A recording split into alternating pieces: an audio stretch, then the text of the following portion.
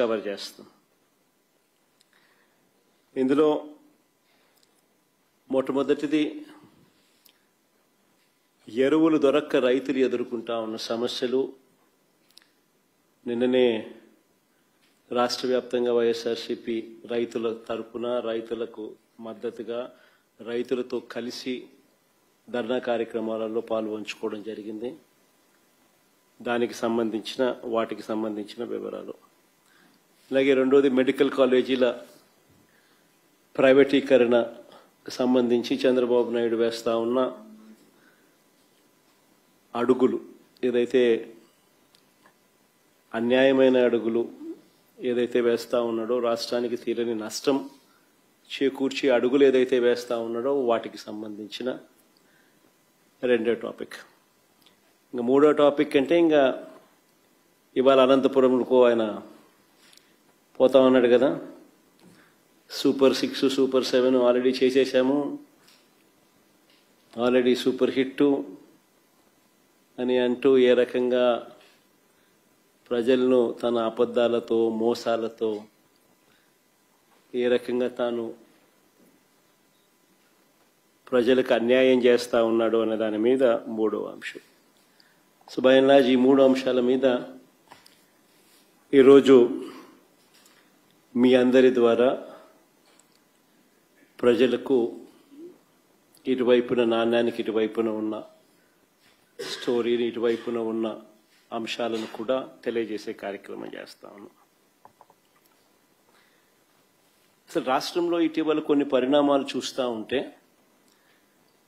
రాష్ట్రంలో అసలు ప్రభుత్వం ఉందా అన్న సందేహాలు ఎవరికైనా కూడా కలుగుతాయి. కామన్ మ్యాన్ పరంగా ఆలోచన చేస్తే, సామాన్యుడి పరంగా ఆలోచన చేస్తే. ఎందుకనంటే రాష్ట్రం అన్నది, ఒక గవర్నమెంట్ అన్నది చేయాల్సిన రొటీన్ కార్యక్రమాలు, చేయాల్సిన రొటీన్ బాధ్యతలు, maintenance of law and order ఇవాళ లేదు. ప్రజాస్వామ్యయుతంగా గొంతు విప్పే పరిస్థితి ఈరోజు లేదు. రెడ్ బుక్ రాజ్యాంగం అని అంటా ఉన్నారు.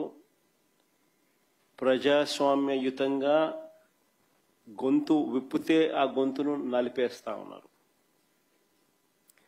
ప్రజలకు అభివృద్ధి లేదు, ప్రజలకు సంక్షేమం లేదు, రెండే లేవు. ఎకానమీ పరిస్థితి చూస్తే తిరోగమనం.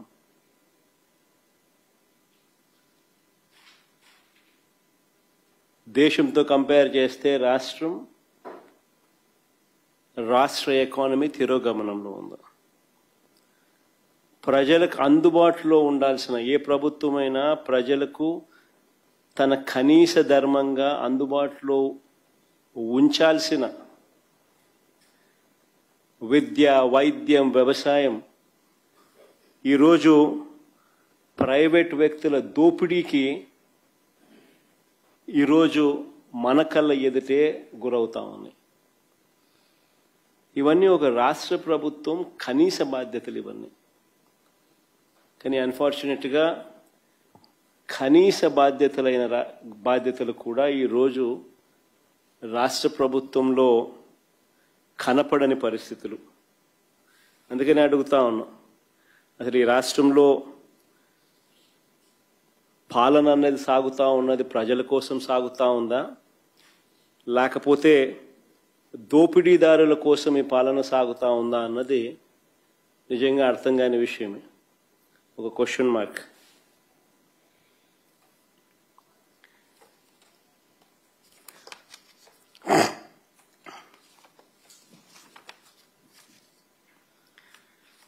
మొదటి టాపిక్ లేఖకి వెళ్తే, రైతులకు అందాల్సిన ఎరువులు బ్లాక్ మార్కెట్ చేస్తూ ఈరోజు స్కాములు కనిపిస్తూ ఉన్నాయి.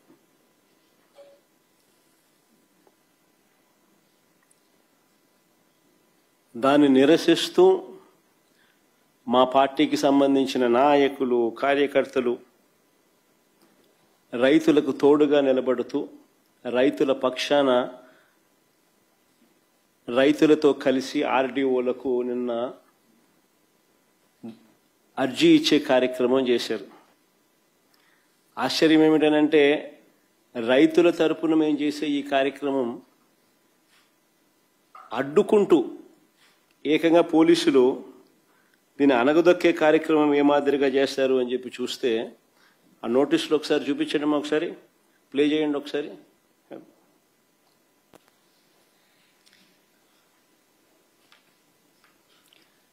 ఆ నోటీసులు ఒకసారి చూస్తే రైతు నాయకులు, మా నాయకులు, కార్యకర్తలు ఇళ్లకు అర్ధరాత్రి పోలీసులను పంపి ఇంట్లో బెదిరించి ర్యాలీలకు వస్తే కేసులు పెడతామని చెప్పి ఏకంగా బెదరగొడుతూ నోటీసులు ఇచ్చారు. కాకాని గోవర్ధన్ సంబంధించిన కాకాని గోవర్ధన్కి ఇచ్చిన నోటీస్ అది. ఇంకా ముందుకు బొమ్మ, ఇది కురసాల కన్నబాబు అన్నకి ఇచ్చిన నోటీస్ అది. ఈ పక్క లేళ్ళ అప్పిరెడ్డికి ఇచ్చిన నోటీసు, అంబటి రాంబాబుకి ఇచ్చిన నోటీసు, ఇంకా ఆ పక్క అనంత వెంకటరామరెడ్డికి ఇచ్చిన నోటీసులు. రైతుల తరపున రైతులకు తోడుగా వైఎస్ఆర్ కాంగ్రెస్ పార్టీ నాయకులు పార్టిసిపేట్ చేస్తే ఇచ్చిన నోటీసులు నేను మీకు చూపిస్తా ఉన్నా. ఏం తప్పు అని అడుగుతా ఉన్నా. అంటే రైతులు ఏమైనా పర్వాలా, ఏమి నాశనం అయిపోతా ఉన్నా కూడా ఎవరు నోరు విప్పకూడదా?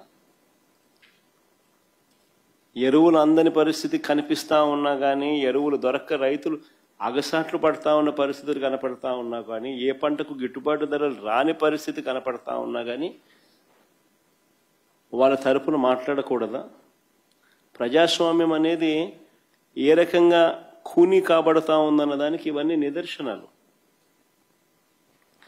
అసలు రైతులు రోడ్డు ఎక్కాల్సిన పరిస్థితి ఎందుకు వచ్చింది?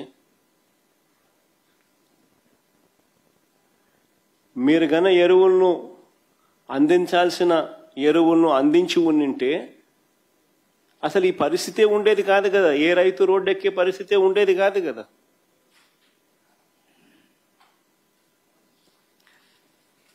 మీరు స్కాములు చేయకపోయినంటే ఎరువుల విషయంలో ఈ పరిస్థితి వచ్చి ఉండేది కాదు కదా.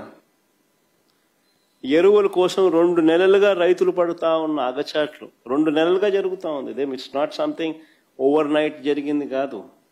2 నెలలుగా ఇది కనిపిస్తూ ఉంది. 2 నెలలుగా రైతులు పడుతూ ఉన్న అగచాట్లు దీనికి సాక్ష్యం కాదా అని అడుగుతా ఉన్నా. అసలు ఇంత అధ్వానంగా ప్రభుత్వాన్ని నడుపుతా ఉన్నారు. ఎరువుల కోసం అసలు రైతులు ఎలాంటి అగచాట్లు పడతా ఉన్నారు అనేది ఒకసారి ఫోటోలు ఒకసారి చూపించమ్మా. ఒకసారి క్యూలు చూడండి ఒకసారి. రైతులకు ఎరువులు దక్కక కృష్ణా జిల్లా ఘంటసాల మండలం లంకపల్లి పిఎస్సి వద్ద కానీ మునుబొమ్మ, పార్వతీపురం మన్యంలో, విజయనగరం ఎస్కోటలో ఎరువుల కోసం బారులు తీరిన రైతులు, రాజంలో ఎరువుల కోసం రైతులు కొట్లాట, అనకాపల్లి తుమ్మపాలలో రాత్రి సమయంలో ఎరువుల కోసం పాటలు, రాత్రి సమయంలో, తూర్పుగోదావరి జిల్లా తాళ్లపూడి మండలంలో పరిస్థితి అది, ఏలూరులో పరిస్థితి అది,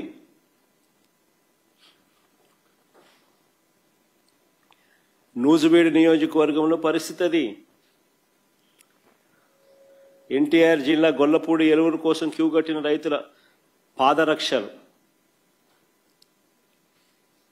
గుంటూరు జిల్లా రేపల్లె వ్యవసాయ మార్కెట్ యార్డ్ గోడౌన్ వద్ద రైతుల ఆందోళన. ఎరువుల కోసం ఇదంతా.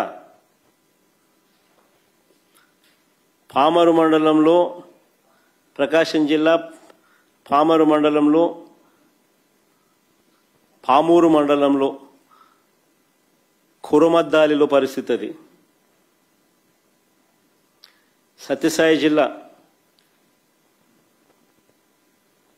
సోమందపల్లిలో పిఎస్సి వద్ద పరిస్థితి ఇది. అన్నమయ్య జిల్లా మదనపల్లెలో క్యూ లైన్లో పరిస్థితి ఇది.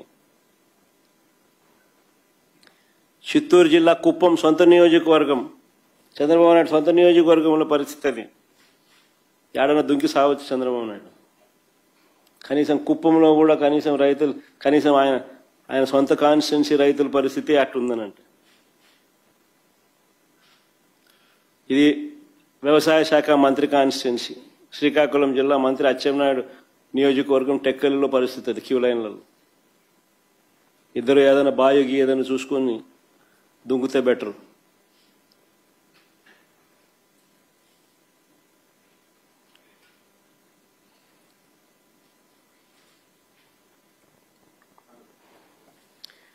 నేను ఒకటే అడుగుతా ఉన్నా మిమ్మల్ని అందరినీ కూడా, అసలు మీ ద్వారా ప్రజలందరినీ కూడా ఆలోచన చేయమని అడుగుతా ఉన్నది ఒకటే. వైఎస్ఆర్సిపి పాలనలో, అంటే మా పాలనలో గతంలో జరిగిన మా పాలనలో వైఎస్ఆర్సిపి పాలనలో 5 ఏళ్లలో ఎప్పుడైనా ఎక్కడైనా రైతులు ఇలా ఎరువుల కోసం రోడ్డు ఎక్కడం ఎక్కడైనా చూశారా అని అడుగుతా ఉన్నా. Simple question. వైఎస్ఆర్సిపి 5 ఏళ్ల పాలనలో ఎప్పుడైనా ఎక్కడైనా ఇలా రైతులు ఎరువుల కోసం అగచాట్లు పడడం, రోడ్డెక్కడం ఎక్కడైనా ఎప్పుడైనా చూశారా అని అడుగుతా ఉన్నా.